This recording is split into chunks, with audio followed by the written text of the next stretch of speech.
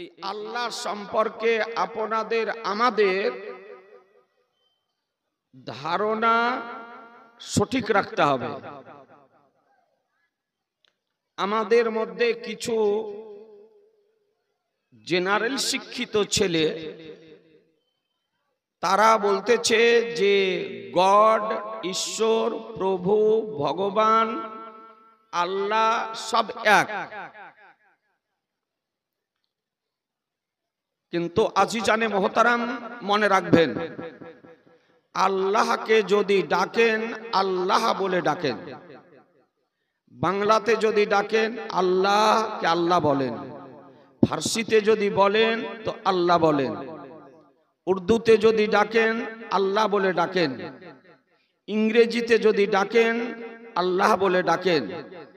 এক কথায় আপনি যে ভাষাভাষী হন না কেন, আল্লাহকে যদি ডাকতে হয় আল্লাহ বলে ডাকেন। আল্লাহকে গড বলা, ঈশ্বর বলা, ভগবান বলা, এমনকি প্রভু বলা শরীয়তে কঠোরভাবে নিষেধ করা হয়েছে। এই শব্দগুলি আল্লাহর জন্য প্রযোজ্য নয়, আল্লাহর জন্য ব্যবহার করা যাবে না। গড এমন একটি শব্দ যার স্ত্রীলিঙ্গ আছে, ঈশ্বর এমন একটি শব্দ যার স্ত্রীলিঙ্গ আছে, ভগবান এমন একটি শব্দ যার স্ত্রীলিঙ্গ আছে, আর আল্লাহ এমন একটি শব্দ যার কোনো স্ত্রীলিঙ্গ নেই। এই জন্য আসমায়ে হুসনার ব্যাখ্যাতে মুফাসসিরিনে কেরামগণ বলেন এগুলিও ব্যবহার করা যাবে না, এমনকি আল্লাহকে প্রভু বলেও আহ্বান করো না। আজিজানে মোহতারাম, সেই মহান রব্বুল আলামিন সম্পর্কে আমাদের ধ্যান ধারণা সঠিক রাখতে হবে। হাসি রহস্যের মধ্যেও যদি আল্লাহ সম্পর্কে কোন রকমের অসম্মান সূচক শব্দ যদি বেরিয়ে যায়, শরীয়তের বিধান বলে সঙ্গে সঙ্গে সে ব্যক্তি কাফের হয়ে যাবে। যেমন আমাদের কিছু মানুষ চায়ের স্টলে বসে হাসি রহস্যের মধ্যে বলতেছে আল্লাহ আর পৃথিবী কতদিন চালাবে, আল্লাহ বুড়া হয়ে গিয়েছে। নাউজুবিল্লাহ। বলছে আল্লাহ বুড়া হয়ে গিয়েছে, আল্লাহর কতদিন চালাবে। মনে রাখবেন, যদিও অন্তর থেকে না বলেন, মুখে যদি এই কথাটি উচ্চারণ করেন হাসি রহস্যের মধ্যে, তো শরীয়তের বিধান বলে যে সঙ্গে সঙ্গে তার ঈমান নষ্ট হয়ে যাবে, ওকে নতুন ভাবে আবার পুনরায় মুসলমান হতে হবে। সুতরাং এই রকম শব্দ আল্লাহর জন্য ব্যবহার করা, একটু জোরে বলেন না, এই রকম শব্দ আল্লাহর জন্য ব্যবহার করা যাবে না। গ্রাম অঞ্চলের অজপল্লীর অশিক্ষিত মা বোনেরা একটি শব্দ ব্যবহার করে থাকে। আষাঢ় বা ভাদ্র মাসে কোনো খাদ্য শস্য রৌদ্র দেওয়ার জন্য মেলেছে, আর ভাদ্র আষাঢ় মাসে বৃষ্টি হঠাৎ আসে, বৃষ্টি চলে আসলো, তার খাদ্য শস্য ভিজে গেল উঠাতে উঠাতে। তো বলছে আল্লাহ দেখতে পাই না, আল্লাহ কানা হয়ে গিয়েছে যে ফসলগুলো আমার ভিজে গেল। আপনাদের এলাকাতে বলে না, সেটা আমি বলছি না, অনেক এলাকাতে বলে যে আল্লাহ কানা হয়ে গিয়েছে, আল্লাহ দেখতে পায় না। আমার খাদ্য শস্য গুলি ভিজে গেল।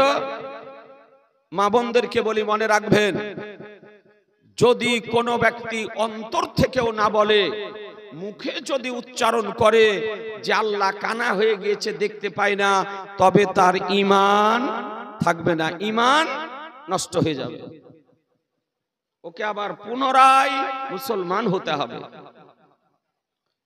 কোন ব্যক্তি যদি বলে যে আল্লাহ মিথ্যা কথা বলতে পারে, নাউজুবিল্লাহ বলেন, জোরে বলেন না নাউজুবিল্লাহ, যে আল্লাহ মিথ্যা কথা বলতে পারেন কিন্তু বলে না, চুরি করতে পারে, করেন না।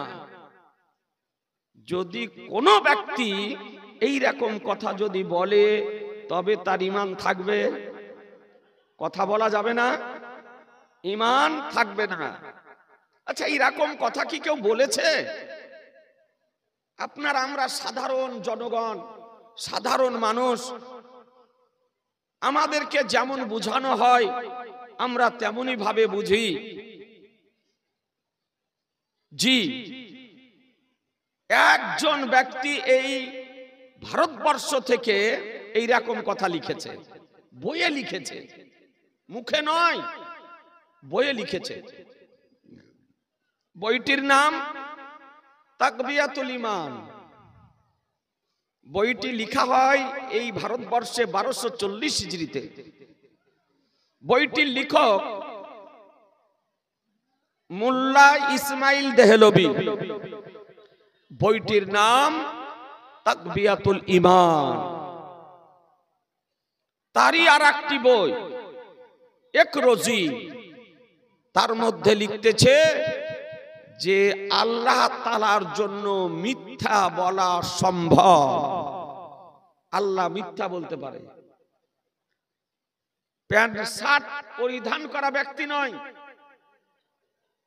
পায়জামা পরিধান করা ব্যক্তি, জুব্বা কুব্বা পরিধান করা ব্যক্তি, দাড়ি রাখা ব্যক্তি, টুপি পরিধান করা ব্যক্তি, কোরআন হাদিস অল্প হলেও কিছু জানা ব্যক্তি, তার নাম হলো ইসমাইল দেহলভী। সেই এই কথা বলেছে যে আল্লাহ মিথ্যা কথা বলতে পারে, নাউজুবিল্লাহ।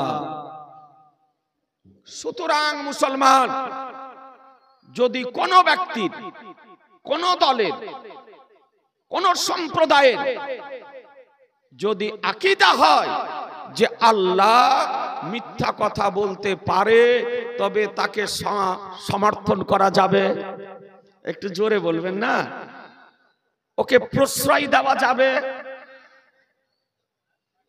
এই রকম ব্যক্তির দলে যাওয়া যাবে? জি না, যাওয়া যাবে না। কেউ যদি গিয়ে যদি থাকে, ওর জানার সঙ্গে সঙ্গে তার আহলুস সুন্নাত ওয়াল জামাতের প্ল্যাটফর্মে ফিরে আসা জরুরি। সুতরাং মুসলমান, আল্লাহ সম্পর্কে আমাদেরকে ফ্রেশ ধারণা রাখতে হবে। সেই মহান আল্লাহ আমাদের নবীকে পৃথিবীতে আগমনের প্রেরণের পূর্বে নবী করে তৈরি করে সর্বশেষে মক্কাতুল মুকাররমার সরজমিনে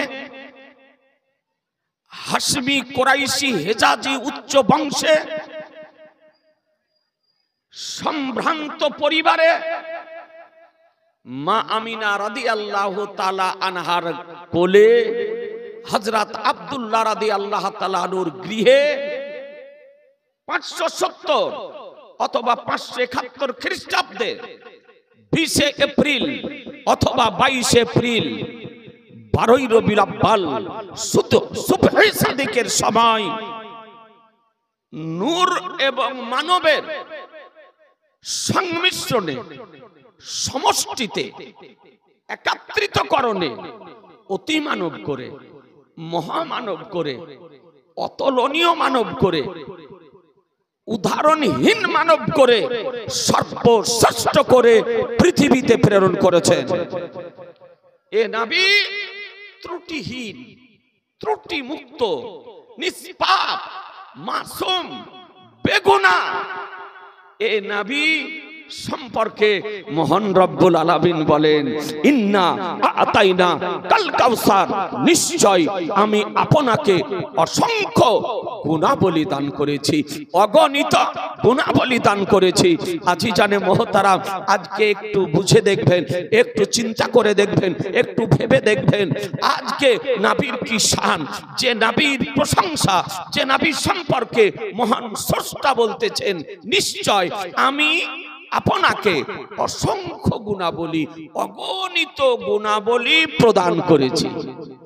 কাউসার শব্দের অর্থ অগণিত গুণাবলী, অসংখ্য গুণাবলী।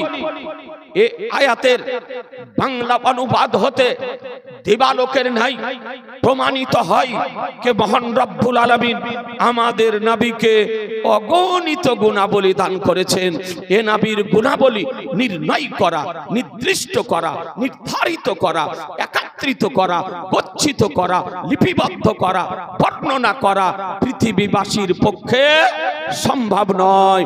আল্লাহ জানিয়ে দিলেন, ইন্না আতাইনা কাল কাউসার। আজিজানে মোহতারাম, এই নবীকে নিয়ে বর্তমান সময় এক শ্রেণীর মানুষ আদা জল খেয়ে কোমর বেঁধে আজকে ইসলামিক মুখোশ পরিধান করে সোশ্যাল মিডিয়ার ময়দানে নেমেছে নবীকে সাধারণ মানবের কাঠগড়াতে দাঁড় করানোর জন্য। যে নবীর মহান ব্যক্তিত্ব সম্পর্কে কুরুচিকর মন্তব্য করা হচ্ছে, যে নবীর মহান ব্যক্তিত্ব সম্পর্কে আজকে অশালীন মন্তব্য করা হচ্ছে, যে নবীর মহান ব্যক্তিত্ব সম্পর্কে বিরূপ মন্তব্য করা হচ্ছে, যে নবীর মহান ব্যক্তিত্ব সম্পর্কে কটূক্তি করা হচ্ছে। আজিজানে মোহতারাম, একটু ভেবে দেখবেন, একটু চিন্তা করে দেখবেন, নবীর কি শান, নবীর কি মান, নবীর কি ইজ্জত, নবীর কি মর্যাদা, নবীর কি সম্মান মহান রব্বুল আলামিন প্রদান করেছেন। এ বেরাদারান ইসলাম, আজকের সভাতে একটি মাত্র হাদিসে কারিমা আপনাদের সম্মুখে আজকে পেশ করতে চাই।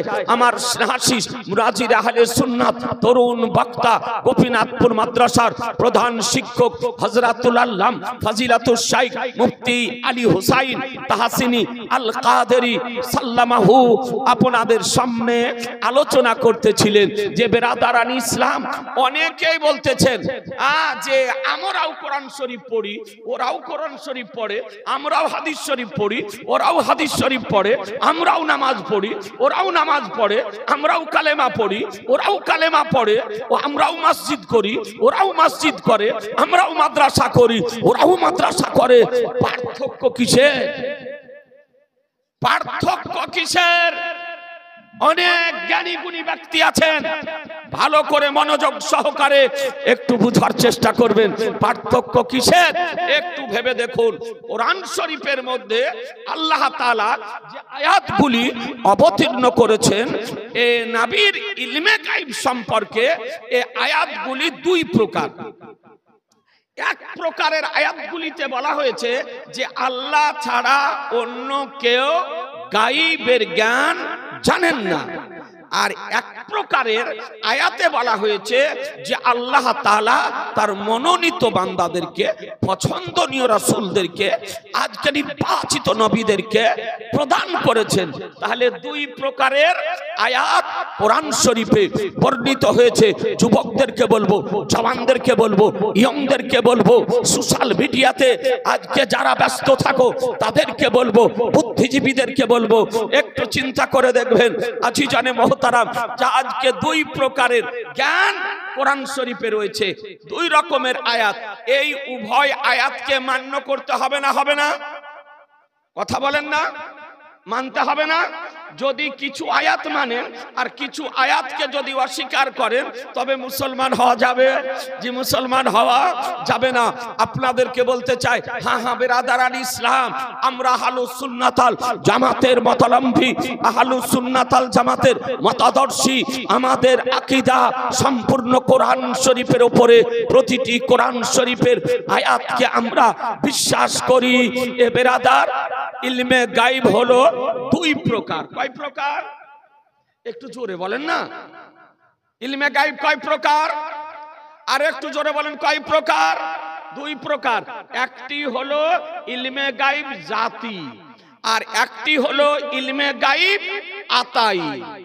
বলেন আমার সঙ্গে বলেন। একটি হলো ইলমে গায়েব জাতি অর্থাৎ নিজস্ব জ্ঞান, আর একটি হলো ইলমে গায়েব আতাই দানকৃত জ্ঞান। আল্লাহ তাআলার যে ইলমে গায়েব, এই জ্ঞান হলো ইলমে গায়েব জাতি, নিজস্ব জ্ঞান। আল্লাহকে কেউ জ্ঞান দান করেননি, আল্লাহর নিজস্ব জ্ঞান। আর আমাদের নবীর জ্ঞান ইলমে গায়েব আতাই, অর্থাৎ আল্লাহ আমাদের নবীকে দান করেছেন। কথা বুঝে নিলেন? আল্লাহ আমাদের নবীকে দান করেছেন। তাহলে নবীর জ্ঞান হলো আতাই জ্ঞান, প্রদানকৃত জ্ঞান। এবার বলুন, আল্লাহর জ্ঞানকে আর নবীর জ্ঞানকে সমান করা হলো? কথা বুঝছেন না? সমান করা হলো না। আমাদের আকীদা যে আল্লাহ দান করেছেন, তাই আমাদের নবী জানেন। এ বেরাদারান ইসলাম, তো যে আয়াতগুলি নে ইলমে গায়েবের অস্বীকার করা হয়েছে, সেই আয়াতগুলি নে হলো ইলমে গায়েব জাতি উদ্দেশ্য। আর যে আয়াতগুলি নে বলা হয়েছে ইলমে গায়েব দান করা হয়েছে, সেই আয়াতগুলি হলো ইলমে গায়েব আতাই সম্পর্কে। আপনাদেরকে বলি, এ বেরাদার, আহলুস সুন্নাত ওয়াল জামাতের আকীদা যে হানাফি বলেন, শাফি বলেন, মালিকি বলেন, হাম্বলি বলেন, চার মাযহাব মান্যকারীদের আকীদা যে মহান রব্বুল আলামিন আমাদের নবীকে ইলমে গায়েব দান করেছেন, আমাদের নবী ইলমে গায়েব জানেন, সুতরাং নবীকে গায়েবের সংবাদদাতা বলা যায়। নবীকে গায়েবের সংবাদদাতা বলা, জোরে বলা যাবে না? সংবাদদাতা বলা যায়। এরা বলছে নবীকে গায়েবের সংবাদদাতা বলা যাবে না।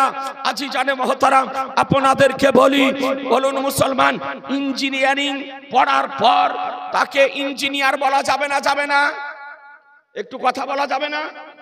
ডাক্তারি পাস করার পর তাকে এমবিবিএস ডাক্তার বলা যাবে না? কেরাতের কোর্স কমপ্লিট করার পর ওকে কারি বলা যাবে না? আলিম হওয়ার পর ওকে আলিম বলা যাবে না? মুফতি হওয়ার পর ওকে মুফতি বলা যাবে না? ওকালতি পড়ার পর ওকে ওকিল বলা যাবে না? জি যাবে।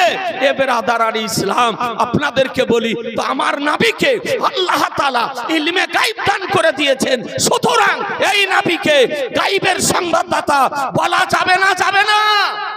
একটু জোরে বলতে হবে। জি যাবে। আহলুস সুন্নাত ওয়াল জামাতের আকীদা। কিন্তু ভাবতে অবাক লাগে, আজকে দাড়ি রাখার পর নবীর ইলমে গায়েবকে অস্বীকার করতেছে, জুব্বা কুব্বা পরার পর নবীর ইলমে গায়েবকে অস্বীকার করতেছে, আজকে টুপি পরার পর নবীর ইলমে গায়েবকে অস্বীকার করতেছে, কোরআন মাজিদ পড়ার পর নবীর ইলমে গায়েবকে অস্বীকার করতেছে, হাদিস পড়ার পর নবীর ইলমে গায়েবকে অস্বীকার করতেছে, আজকে মসজিদ মাদ্রাসা করার পর নবীর ইলমে গায়েবকে অস্বীকার করতেছে। জেনে নিতে হবে যে আজকে নবীর ইলমে গায়েবকে যারা অস্বীকার করতেছে, এরা নবীর বিপক্ষের ব্যক্তি। এরা নবীর, কথা বলা যাবে না, এরা নবীর বিপক্ষের ব্যক্তি। এ বেরাদার, সে যে কোয়ালিটিরই ব্যক্তি হোক, যে ধরনেরই ব্যক্তি হোক, যেমনই হোক না কেন, সে হবে নবীর বিপক্ষের ব্যক্তি। আর যদি নবীর বিপক্ষের যদি ব্যক্তি হয়, নবী বিদ্বেষী যদি ব্যক্তি হয়, নবী বিরোধী যদি ব্যক্তি হয়, তাকে মান্য করা যাবে? একটু কথা বলা যাবে না? মান্য করা যাবে, সমর্থন করা যাবে, তার দলে যাওয়া চলবে, তার পিছনে নামাজ পড়া যাবে, তাকে সাহায্য করা চলবে। এ বেরাদারান ইসলাম, জি না, জেনে নিতে হবে যে নবীর নয়, সে মুমিনের নয়। বেরাদারান ইসলাম, আপনাদেরকে বলতে চাই, হ্যাঁ হ্যাঁ, মুসলমান হতে গেলে আজকে জরুরিয়াতে দিনের মধ্যে হতে নবীর ইলমে গায়েবকে স্বীকার করতে হবে। কোন ব্যক্তি যদি আপনার জানা শোনার পর নবীর ইলমে গায়বকে মুতলাক ভাবে অস্বীকার যদি করে তবে কুফর হবে, তার ঈমান নষ্ট হয়ে যাবে। আপনার আমরা জানি আবু জাহাল কাফের না মুসলমান? জোরে বলেন না জি। কাফের বলতে ভয় করছেন। আবু জাহাল কি? আরেকটু উচ্চ আওয়াজে বলেন, আবু জাহাল কি? কাফের। এমনও কিছু ভুঁইফোড় আগাছা ইহুদি খ্রিস্টানদের দালাল ইসলামিক পোশাকে সোশ্যাল মিডিয়াতে আত্মপ্রকাশ করেছে। একবিংশ শতাব্দীতে আজকে বলতেছে যে হাজী আবু জাহাল, হাজী আবু জাহাল। আমাদের বাচ্চা থেকে বৃদ্ধ পর্যন্ত সকলেই জানে আবু জাহাল শুধু কাফের নয়, পাকা কাফের। না কি বলছেন? পাকা কাফের। আর মোল্লা আজকে বলছে হাজী আবু জাহাল। আবু জাহাল আমাদের মতোই একজন মুসলমান ছিল। জোরে বলুন নাউজুবিল্লাহ। এ আজিজানে মুহতারাম, আপনাদেরকে বলি, যে ব্যক্তি আবু জাহালকে হাজী বলে আখ্যায়িত করবে, আবু জাহালকে আমাদের মতো মুসলমান বলে আখ্যায়িত করবে, এ মুসলমান হবে না ইহুদি খ্রিস্টানদের দালাল হবে? এ মুসলমান হতে পারে না। ই আসলে ইহুদি খ্রিস্টানদের আজকে দালাল। এ বেরাদার, আবু জাহালের হয়তো পরের কাঠ বেটা হবে, তাই একবিংশ শতাব্দীতে মুসলমান তাকে প্রমাণ করার অপচেষ্টা করতেছে। আপনাদেরকে বলি আজিজানে মুহতারাম, জানার পর একজন কাফিরকে মুসলমান যদি বলে তবে সে নিজে কাফের হয়ে যাবে। মুসলমান সে নিজে কি হবে? কাফের। একজন মুসলমানকে কাফের বললে যেমন নিজে কাফের হয়ে যায়, এই রকম একজন কাফিরকে কোন ব্যক্তি যদি মুসলমান যদি বলে তবে সে ব্যক্তি কি হবে? কাফের হবে। এ বেরাদার, এই পাকা কাফেরও জানতো আবু জাহাল পাকা কাফির। এ বেরাদার, বদরের যুদ্ধে ওকে এমন ভাবে জবাই করা করেছিল দুটা নাবালক সন্তান। দুই নাবালক সন্তানে বদরের যুদ্ধে ওকে আপনার আনসারী দুইজন সন্তানে হত্যা করেছিল। এ বেরাদার আর ইসলাম। আর ওই বদরের যুদ্ধের প্রান্তরে একটা গাড্ডা ছিল, একটি গর্ত ছিল, সেই গর্ততে আবু জাহালের লাশকে আপনার নিক্ষেপ করা হয়েছিল। এখনো হজ উমরাতে অনেক ব্যক্তি যাওয়ার পর রাগ সামাল দিতে না পেরে না হলে একটা ছোটর পাথর উঠেও মারে। তোকে তো দেখিনি, তো কমপক্ষে একখানা পাথরও উঠিয়ে ওই গর্তে আপনার নিক্ষেপ করে আসে। এ বেরাদার, এ আবু জাহাল পাকা কাফির হওয়ার পরও সে জানতো যে নবী যদি হয় অদৃশ্যের সংবাদ দিতে পারবে, নবী যদি হয় গোপন খবর বলতে পারবে, নবী যদি হয় আজকে গায়বের সংবাদ দিতে পারবে, এটা সে জানতো। এ আজিজানে মুহতারাম, এ আবু জাহাল একদা আমার নবীকে তো বহু আজমাইশ করেছে, ইমতিহান করেছে, পরীক্ষা করেছে, সব কিছুতে ব্যর্থ হয়েছে।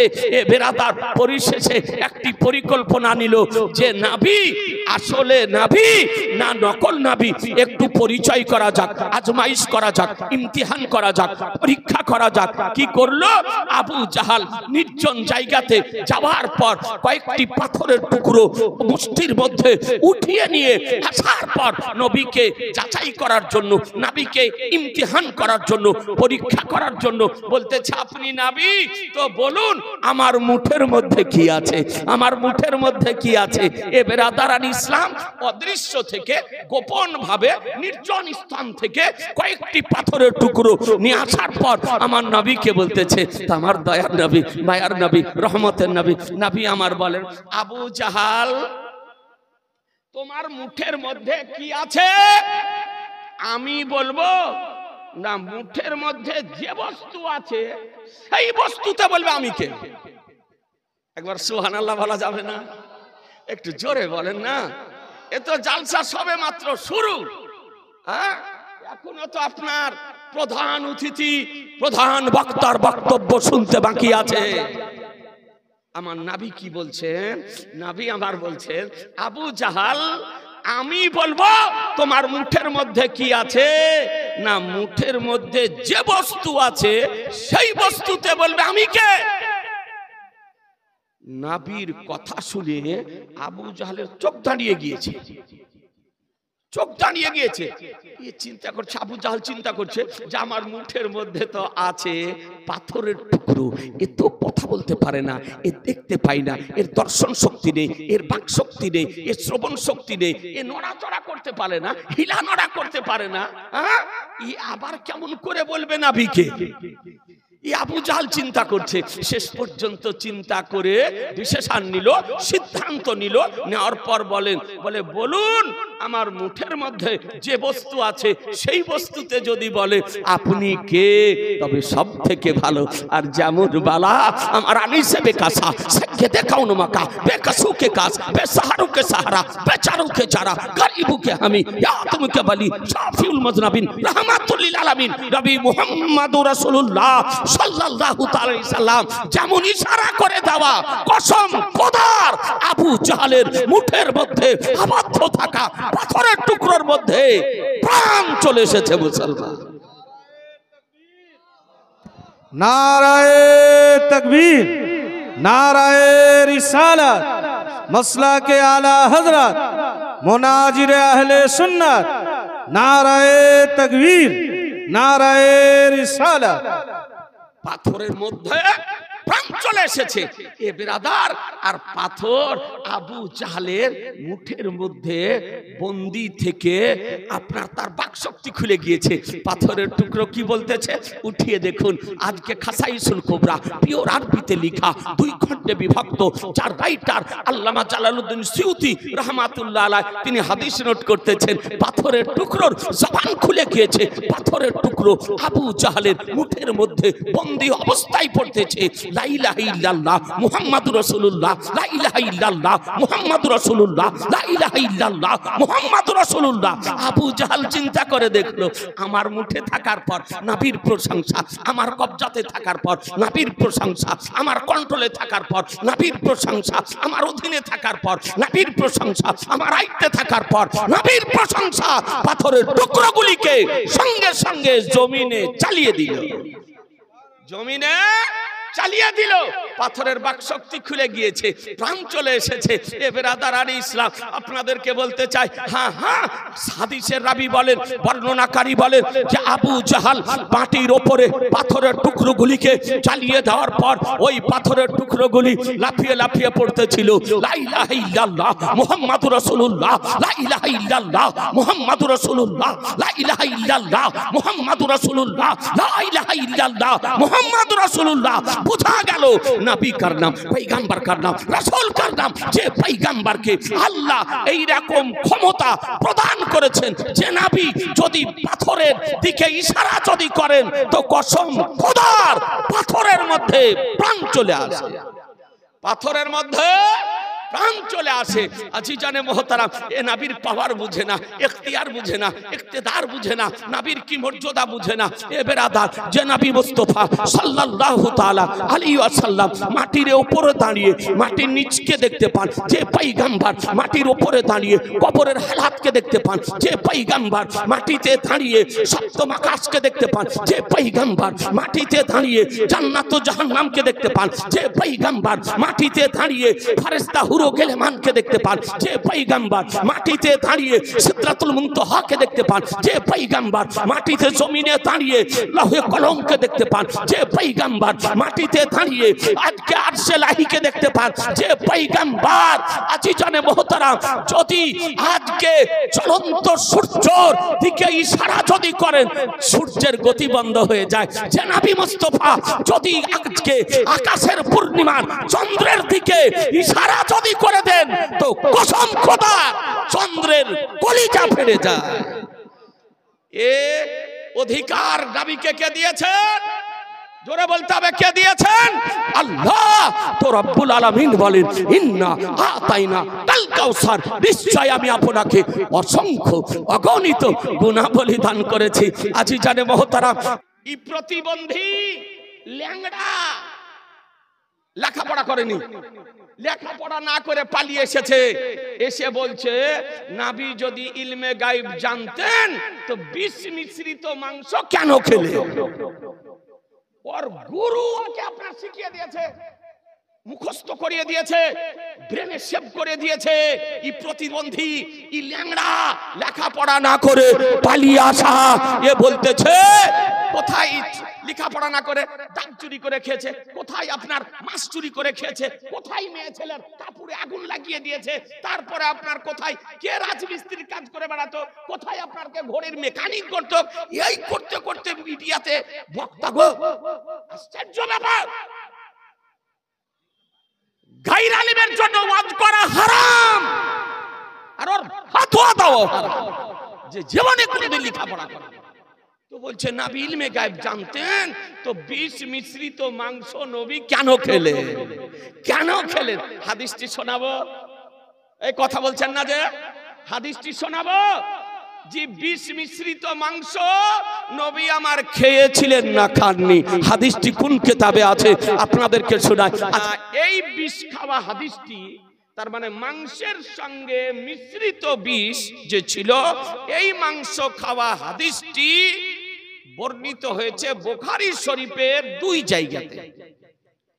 একটা বুখারী শরীফ আপনি যদি দেখবো মনে করেন আলহামদুলিল্লাহ আজকে আপনাদের মাদ্রাসায় অরিজিনাল সমস্ত হাদিসের কিতাব আপনার একত্রিত করা হচ্ছে।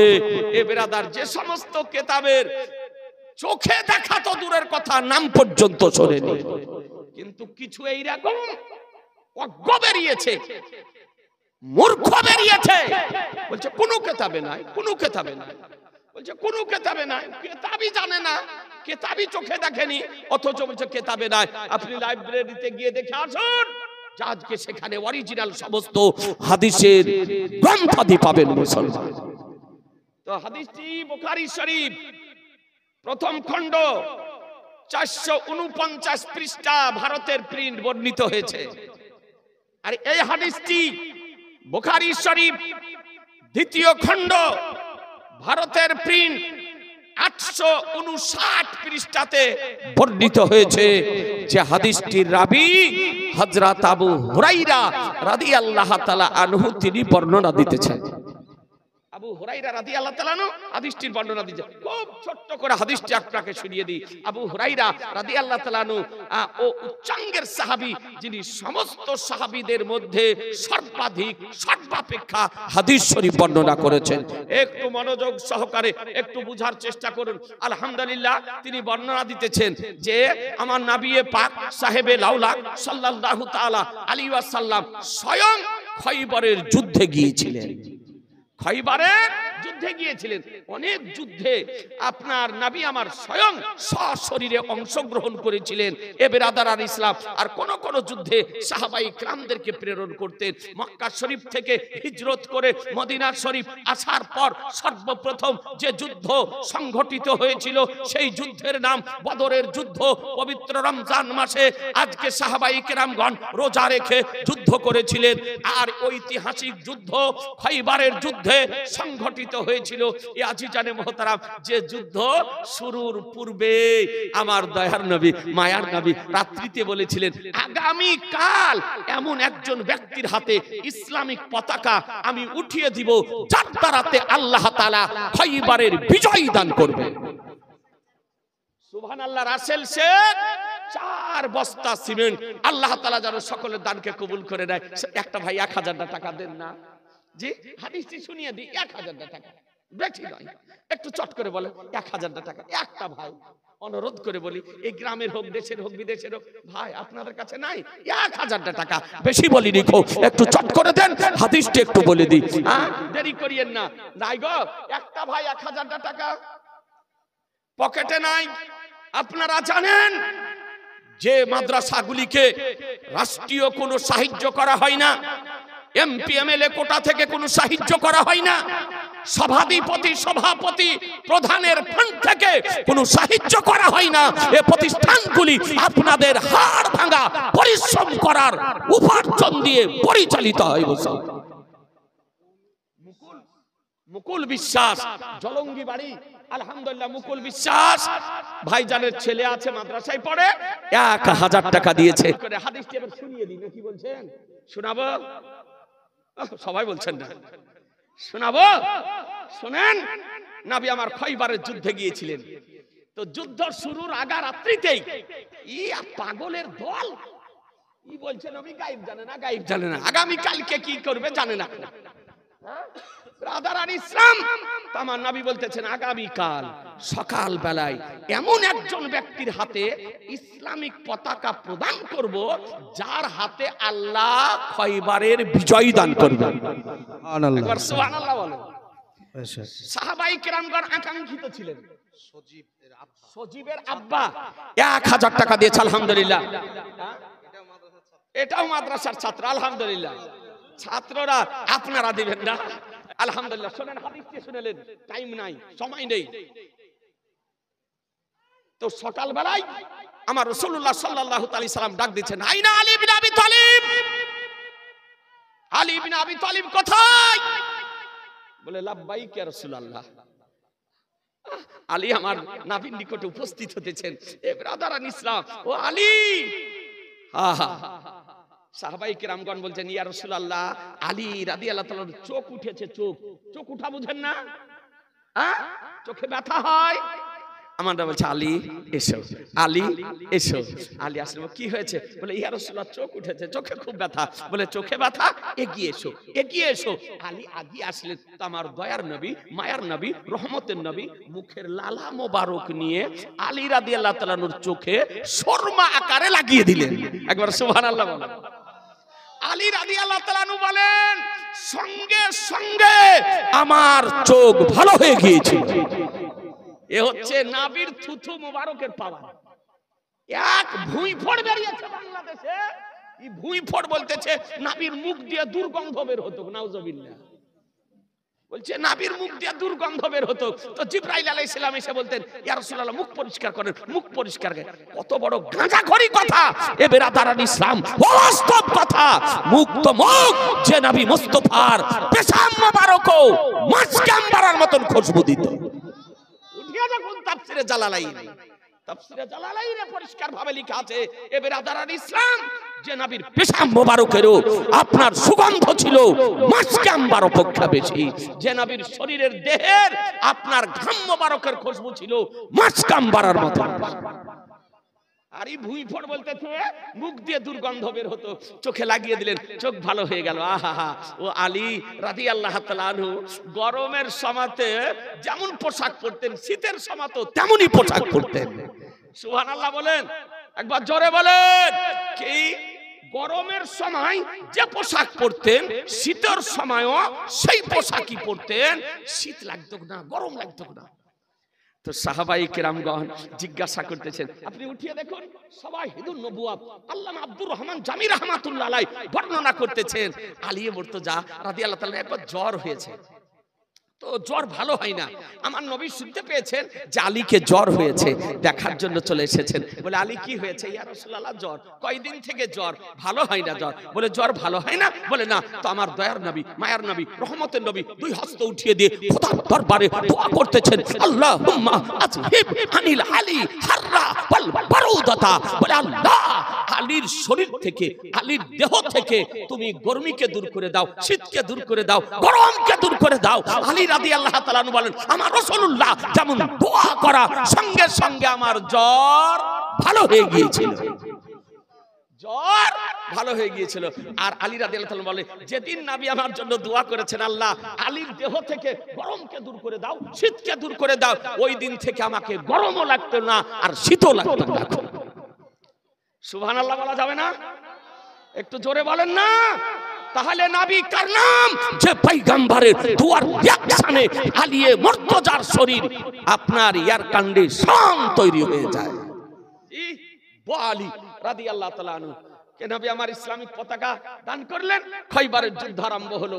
এ ব্রাদার, জঙ্গজু যুদ্ধ, ঐতিহাসিক যুদ্ধ, যা কয়েকখানা ঢাল আলিয়ে মুর্তজার হাতে কেটে গিয়েছিল। আপনার কয়েকখান ঢাল কেটে গিয়েছিল, তরবারি ভেঙে গিয়েছিল।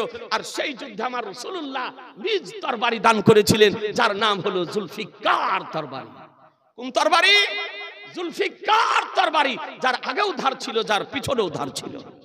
জুলফিকার তরবারি, তালিয়ে মুর্তজার হাতে যে ঢাল ছিল, ঢাল আপনার কেটে গিয়েছিল, ভেঙে গিয়েছিল। খৈবারের যে দুর্গর ফাটক ছিল, এত ওজনদার ফাটক যে 40 জন শক্তিশালী মানুষ ফাটকটি নড়াতে পারত না, এত ওজনদার ছিল। আর আলী রাদিয়াল্লাহু তাআলা আনহু ওই যুদ্ধ চলা অবস্থাতে যখন হাতের ঢাল কেটে গেল, আজকে বিধর্মীদের তরবারির আঘাতকে রুখার জন্য জালালি অবস্থাতে আপনার খৈবারের দুর্গের ফাটকে যেমন লাথি মারা, সঙ্গে সঙ্গে খৈবারের দুর্গের ফাটক উখড়ে গিয়েছিল, আপনার ফাটক উখড়ে গেল।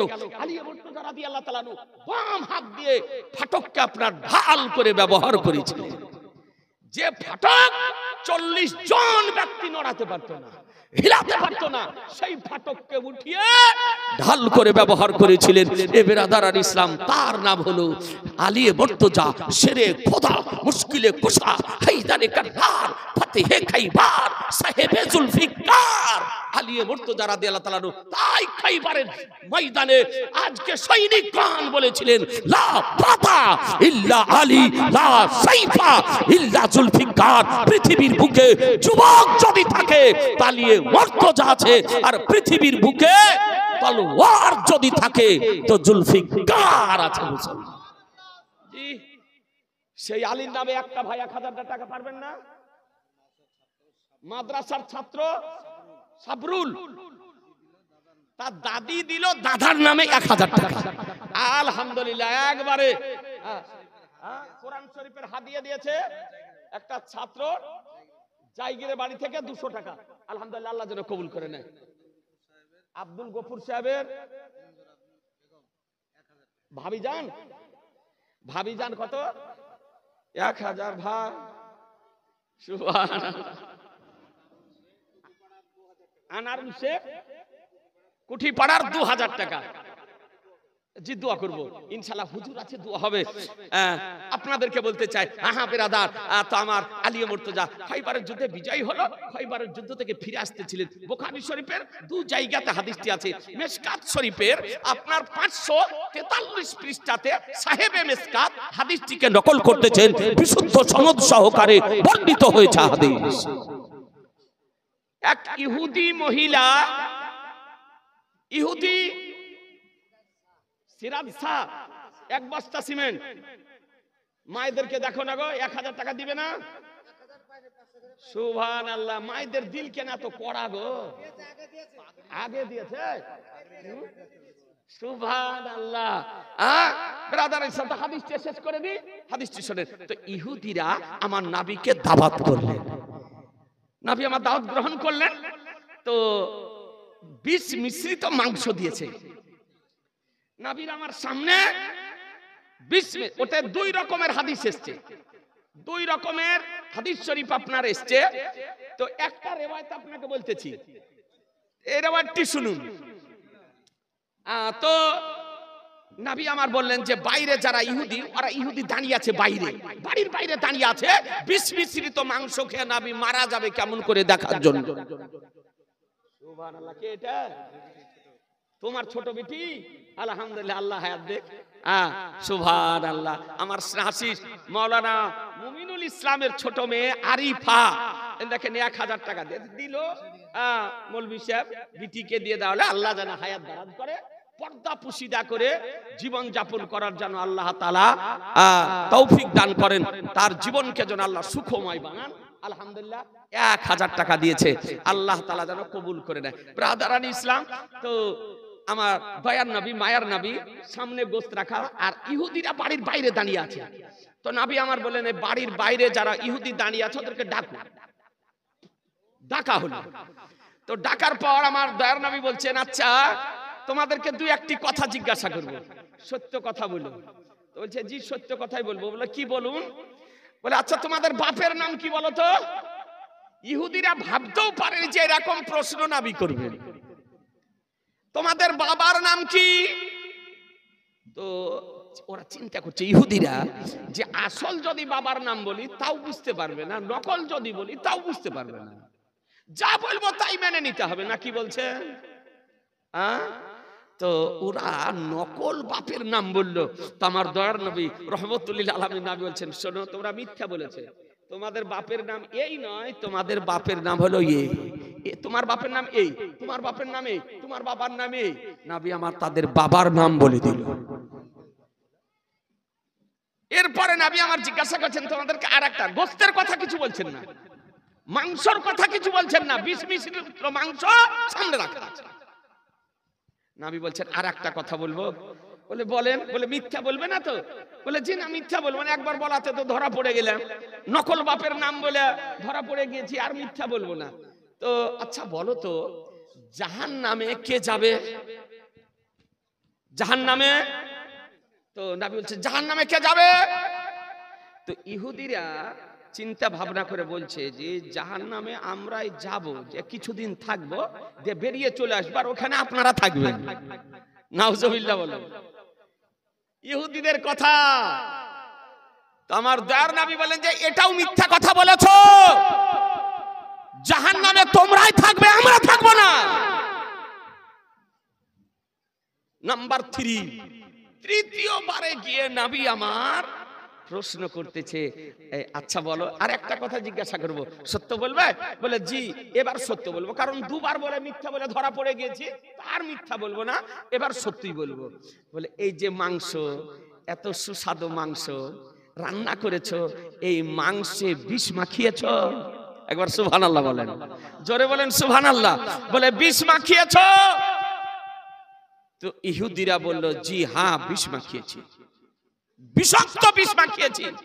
বলে এত সুস্বাদু মাংস, টেস্টফুল মাংস, মজাদার মাংস, এরপরে বিষ কেন মাখিয়েছো? তো বলে দেখুন, এই জন্য বিষ মাখিয়েছি, আপনি সত্য নবী না মিথ্যা নবী, আপনাকে যাচাই করার জন্য। ইন কুনতা সাদিকান, আপনি যদি সত্য যদি নবী হন, তো লা ইয়াদুররাহু, তবে আপনার কোনো ক্ষতি হবে না। আমরা জানি বিষ মিশ্রিত মাংস খাওয়ার পরেও নবীর কোনো ক্ষতি হবে না।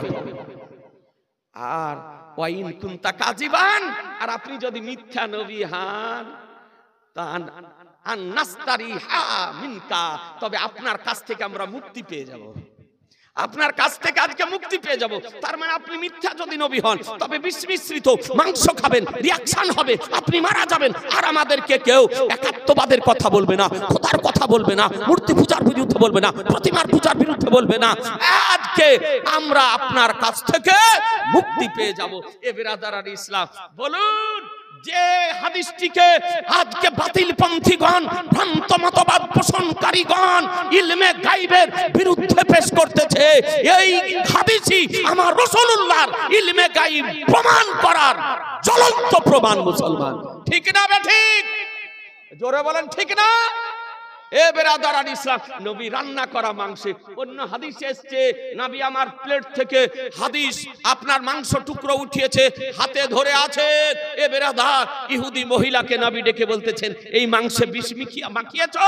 বলে জি হ্যাঁ বিষ মাখিয়েছি। বলে আপনাকে কে বললো? বলে যে মাংসে বিষ মাখিয়েছো, এ রান্না করা মাংসের টুকরা আমাকে বলতেছে ইয়া রাসূলুল্লাহ গ্রহণ করবেন না, আমার সঙ্গে বিষ মাখিয়েছে, আমার সঙ্গে বিষ মাখিয়েছে। নবী কার নাম? পয়গম্বর কার নাম? যে পয়গম্বরের সঙ্গে রান্না করা মাংসে কথা বলে, আর নবী আমার রান্না করা মাংসের কথা বুঝে। মুসলমান বলুন, এই পজিশনে নবী কই বিষ মিশ্রিত মাংস খাবার প্রয়োজন ছিল না? ছিল না?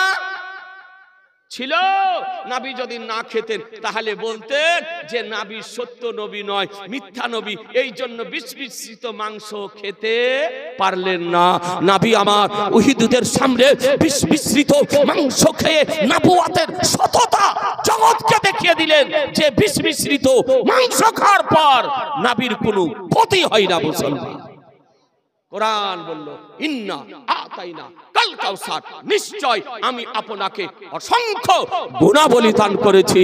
এই নবীর পক্ষে থাকার দরকার আছে না নাই? একটু হাত তুলে বলেন দেখি, দুই হাত উঠিয়ে। জি বেরাদার, এই নবীর বিরুদ্ধে যারা বলবে, বিপক্ষে যারা বলবে, নবীর মহান ব্যক্তিত্বকে নিয়ে সমালোচনা যারা করবে, বিরূপ মন্তব্য যারা করবে, কটূক্তি যারা করবে, জেনে নেবেন এরা মুসলমান নয়, এরা ইহুদি খ্রিস্টানদের দালাল দালাল দালাল।